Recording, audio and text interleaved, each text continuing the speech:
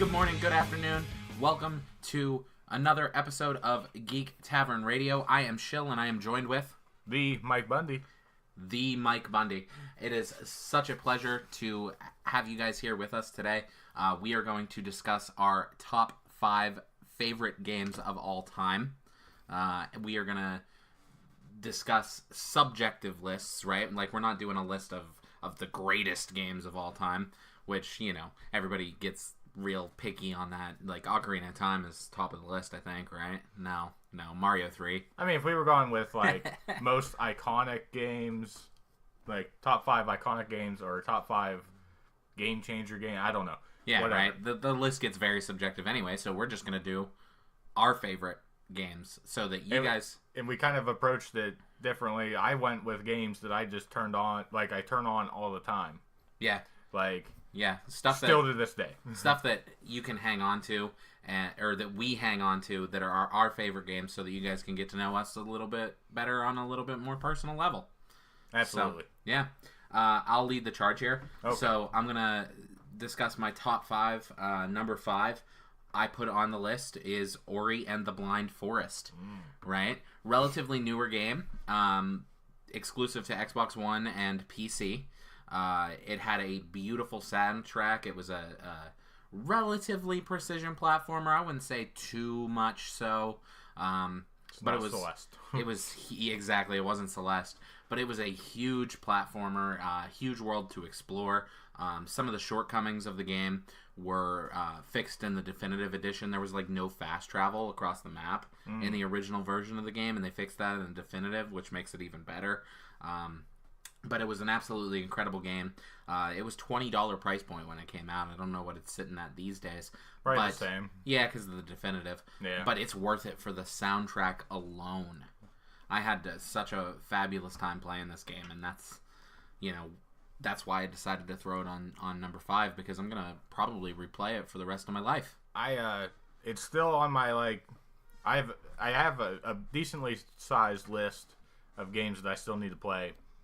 I have like 2 or 3 games on PS4 that I bought. Still haven't played them. Yeah. And since we now game share on my Xbox, because you don't have one, so I took that over. Yeah, that's fine.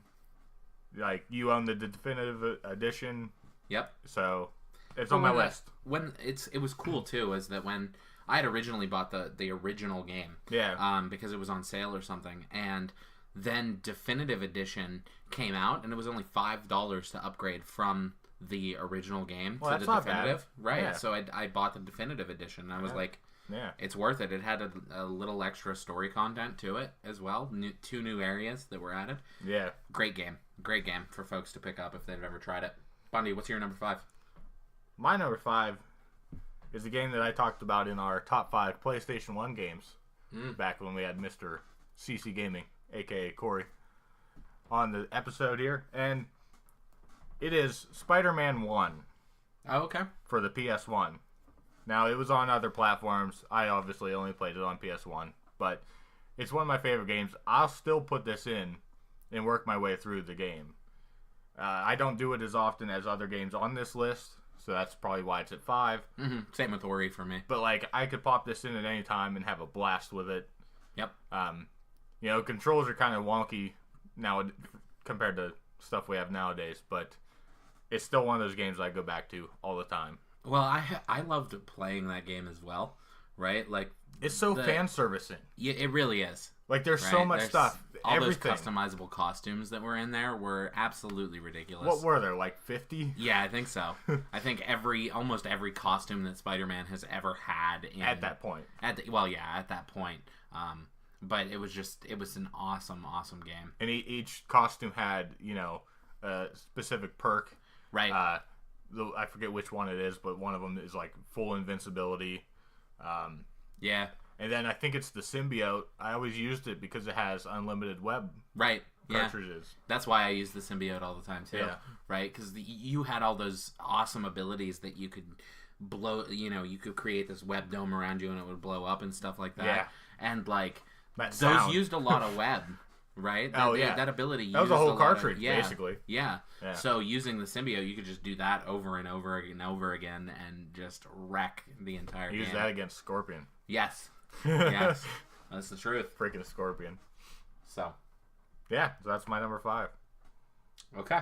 Well, for me, moving on to my number 4, Mario holds a special place in my heart, right? Yeah. I love almost all of the Mario games. So I had to throw one of these onto this list. I chose Super Mario Galaxy 2. When this game came out, it got great reviews, full 10 out of 10s in some places. Beautiful soundtrack, added an incredible amount of variety to the worlds from Super Mario Galaxy, and then they had some nostalgic throwbacks to like Super Mario World by adding in Yoshi, and then had some galaxies that were based off of Super Mario World levels. It was just, I mean, down to the music. Some of the orchestral pieces in that game were direct tracks that they pulled from Mario World and just made orchestral versions, much like you see in some Odyssey games and stuff like that. You know, Super Mario Odyssey. I still need to go through it. It's so good. I don't one own of it, so the I don't know best how, games of all time. I would love, like, when I put this on my list, I sat back and I said, I would love for them to do a Galaxy port to the Nintendo Switch, because they have the capability of the Joy-Cons to be Wii remotes, right? We're seeing that present in Captain Toad, which is coming this month. But it would be amazing to see some Wii games get ported or added to that Nintendo Online service, where you can just grab it and play it. So I classic game, amazing, really love it. Threw it on at number 4. Mike Bundy, what's your number 4? Well, my number 4 has to do with that wonderful, famous plumber that you mentioned. Yeah. Mine is his third installment with his brother, Super Mario 3. Oh, okay. So, this game, I mean, it's back and forth. Which one's better? 3, World, who knows? For me, personal preference. Yeah. For the me, cape is just cheating in World. It really is. I don't know, 3 has this weird... Now, when I say 3, personally, I had the All-Stars, so I had the... Updated art style. Updated art. Yeah. I think it's such a beautiful game in that version. I agree. Like, I think it looks like crap in the other version. Right. I recently got my the NES Classic, so I was playing the Mario games on there, and like it kind of bothers me to play them that way. Oh, okay. So I may or may not have the All-Stars game on my SNES Classic somehow. But yeah, I play it on my SNES Classic all the time, so okay. Yeah. That's why it's my number 4. Always turn it on. Yeah. Mario 3 is a great game. So, moving on for me, number 3 on my list is a game that I have played probably, and this is going to get progressively more and more. I've probably played this game at least 20 times, and that is Zelda's Majora's Mask. Zelda Majora's Mask is an incredible game. I have always loved this game more than Ocarina of Time, right? Because there's this perception that folks jump on a bandwagon, right?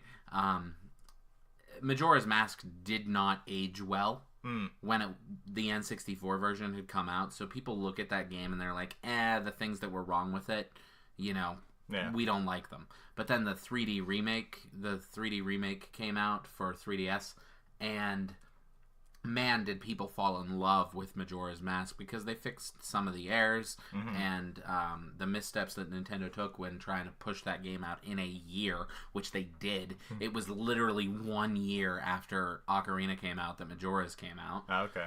Yeah, almost to the day. I don't think I even knew which one came first, to be honest. Oh, really? Yeah. Ocarina was first, and then Majora was a follow-up. But, man, such a great side quest filled game before those were super prominent. Yeah. The meat of that game is side quests, getting the different masks that do the different things, right? And then all in the meantime, it's teaching you to be a good person and help somebody out. right? Like, Majora's Mask is just an incredible game, and it will always have a place near and dear to my heart, and that's why I threw it at number 3. Yeah, I still gotta finish Wind Waker. Yeah. Haven't worked on that in a long Wind time. Waker's so good. I debated throwing it on this list. Yeah. Because, I mean, musically, I love the tracks from that game. The world is awesome. It was Breath of the Wild on a more limited scale. Yeah. You know what I mean? Right? Like, they didn't have the capabilities to create a game like Breath of the Wild on. Well, they on made it GameCube. seem big. Yeah, they made it seem big with like the ocean traveling. Yep. Which basically is just floating. Yeah, it basically is. There's activities that you could do throughout it, though. Yeah. So my number 3 is well, it's fitting that we do this together. Mm-hmm. It is Sonic 2. Ha! Sonic 2. Possibly the first game that you and I ever played together. That's valid. I mean, I guess there's no argument there. It is the first game we played together. And how'd you like being Tails? It's the worst. Tails played it. I mean, you couldn't die, so that was positive. Yeah. Right? Yeah. So you had me fighting all the bosses for you. That's right. That's Tails' job. Yep. But I throw this on every once in a while. Even when I pick up my 3DS, I have the 3D version. Oh, really? Yeah, I turn it on there every once in a while and, play the first 2 levels because who cares after that? Yeah, I don't know if I've ever actually beaten that game, just saying. Okay. I sat back and I think about Sonic Mania and the success that it had this past year. Yeah. And the nostalgic throwback was there, but that game was just really structured really well. Yeah, it's right? a great game. Like, Sega took all of the themes from Sonic 1, 2, and 3 and pushed them into Sonic Mania, kept the graphic style. Because they really tried to do that with Sonic 4 and Sonic 4 Part 2 or whatever it was called. Yeah. That had Tails. But I don't know why people weren't as receptive to them, right? I didn't like them as much either. Right. They weren't bad games. I played them both. Yeah. But I played the first episode. But I sit back and, like, Sonic Mania was so wildly successful, and I think it was the nostalgia 8-bit graphic thing, right? And so much so that they're doing the physical release this month and adding 2 new characters to the game. Oh. Yeah, for free for people who have digital. Oh, okay, it's free. It's a free update for people who own it digitally. So is it still going to be $20 digital or physical? I think 25. Okay. Yeah, I think 25 or 30. I'm not 100% on that, but they're justifying it with the additional content. Yeah, yeah. So, but yeah, that's a classic game. I love it a lot. So, moving on to my number 2 favorite game is a game that I have mentioned in the past on our Nintendo 64 episode. It was my favorite game from the Nintendo 64, BanjoKazooie. That whole franchise is amazing. BanjoKazooie, BanjoTooie. I lump them together so frequently because they're very similar structurally. Where you have the collectathon, 10 jigsaw pieces in each world, 100 notes in each world. BanjoTooie just added on to what Kazooie had originally had, but it was an amazing franchise. You progressively got more moves and more abilities the longer you played the game, and I think they did it at a good progression. And then they added in the transformations in some levels where you could turn into an animal or a washing machine or a pumpkin or whatever from the different areas. I sit back and I'm like, that is my favorite game from the Nintendo 64, 100%. So I threw it on my list. So speaking of throwbacks, I'm going to throw back to an old segment we used to have. Mike Bundy Has Not Lived. Ah! Because I've never played that game. Yeah, you haven't lived until you played BanjoKazooie. You mentioned our game share. I know. I own them saw on it Xbox. Today. I was browsing the 200 games I can download. Yeah, I know. I know. I have so many games for an Xbox. Well, I think digital, I had like 100 myself. But, so yeah, I have so many. Then for me to not have an Xbox just is not worth it. Yeah. So yeah, I saw it on there. I may have to download it and eventually play. Put it on my list of 20,000 games that I haven't played. Exactly. It's shorter though. It should only take you like 6 hours at best. Oh, really? Yeah, it's not an immensely challenging game. Oh, okay. It's just fun. I just thought it was bigger than that. I don't know. No, and you don't have to 100% it to move on to each world, right? Like you don't have to get all 10 jigsaw pieces. You can go to the next area as long as you have the required amount. And it's cumulative, right? So like say you have like I don't know 800 notes from the 10 worlds I think there are in the original game. Like all you need is 800 notes total to get into the final boss area. Right? And then the whatever jigsaw pieces you might need like 64 or something like that. But yeah. Well, my number 2 is a game. Now I know this will be the second one on this list, but sue me, I don't know. Super Mario World. Okay. It's almost simultaneously. If I turn 3 on, I do a couple worlds and then I go to Super Mario World. Or if I turn World on, I go to Super Mario 3. It's interchangeable, and I don't know. World is a much more beautiful game. Yeah, aesthetically it looks nice. It's a very nice art style, and it was cool to see what they did from the NES into the SNES. Yeah, and this is a game I don't ever play to the point where I get to what's after that forest. The Chocolate Kingdom? Yeah. Because you get lost in the Forest of Illusion, it demotivates you entirely. Exactly. I couldn't have said it better myself. I get to about that point, and I'm like, it's time to start over. Yeah. Yeah, I never played that game to its full, full story or whatever. But, playing that first world and even the second world, both of those are just fantastic. Yep. That first level, I could do it 20 times in a row and not get bored. Okay. Jump on that the shell. Yeah. Kill all the enemies, get the one up. Yep. Yep. And what that was number 2. Yoshi's Island number 2, I think is what that's the second world. Yeah. World is or second level. Yeah. So yeah, it's you can get like 7 lives from that level. Yeah, I think something like that. Yeah, 5, 6, 7. It puts you in a really great position to try to learn the rest of that game if you know what you're doing. Yeah, like that level has so many extra lives. Oh yeah.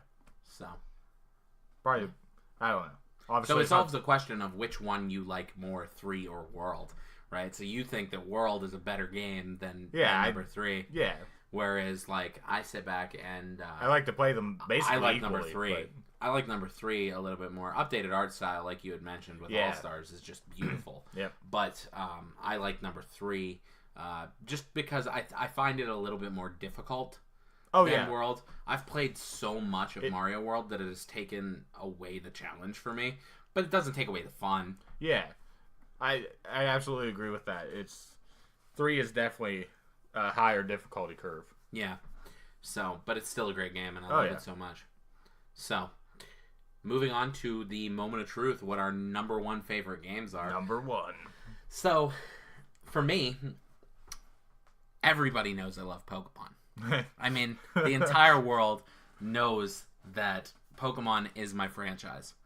So I gotta preface with this story and as to why this particular Pokemon game is my favorite. Yeah. So, when I was, I want to say 11 or 12 years old. So we're talking later Pokemon. That would have been what, Gen 2 era? Yeah, roughly. Yeah.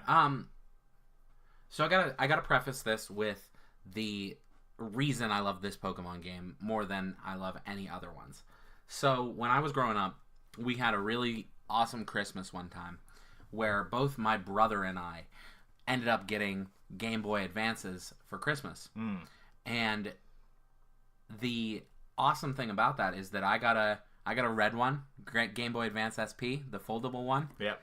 And then my brother got a blue one, which was also the SP, the foldable one, whatever, right? Because they released them simultaneously to try to capture that market. Right. Well, along with those Game Boys, my brother and I got Pokemon Ruby and Pokemon Sapphire. And we each got the copy that matched our systems.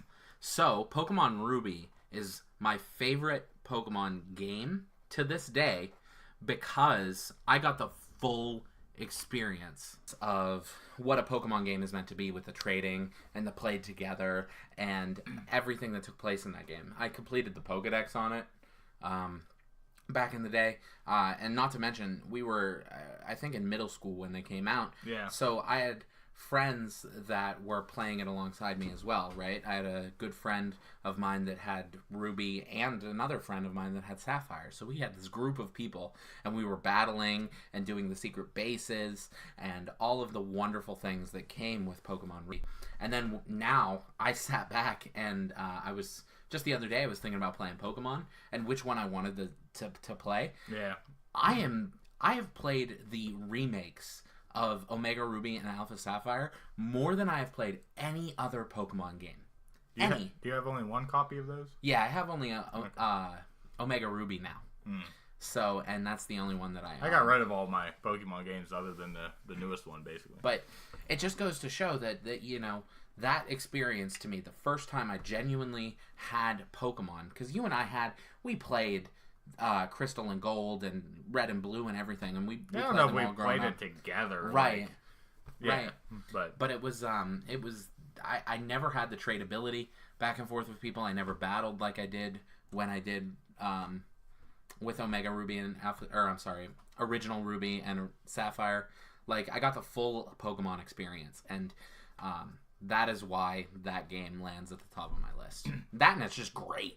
Yeah. It's just that generation of Pokemon is Hoenn region stuff is just awesome aesthetically. I thought that world was confusing and annoying. Okay. But of course, not as confusing and annoying as Platinum.